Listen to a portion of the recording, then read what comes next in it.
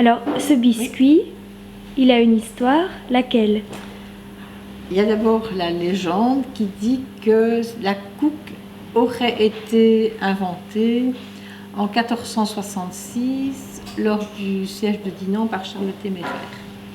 Donc les Dinantais n'auraient plus que du miel et de la farine et ils auraient fabriqué cette friandise parce qu'en fait c'est une friandise, c'est pas un biscuit.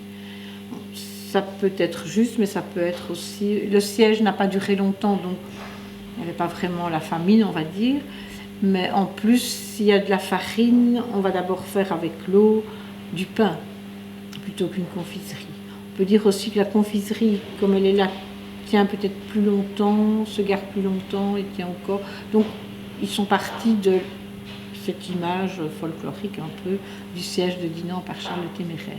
Autrement, les historiens, eux, disent que c'est plus récent, c'est fin 18e, et ce serait une réponse...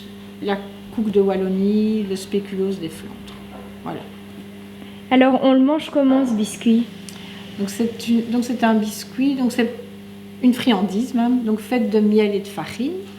Donc, et pour la manger, il faut vraiment casser en petits morceaux avec les mains et laisser fondre dans la bouche comme un bonbon.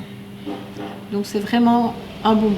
Vous ne pourriez pas... Et c'est très très dur, mais c'est normal. Et plus la couque est fraîche, plus elle est dure. Et c'est avec le temps, l'humidité, la chaleur qu'elle va devenir plus molle.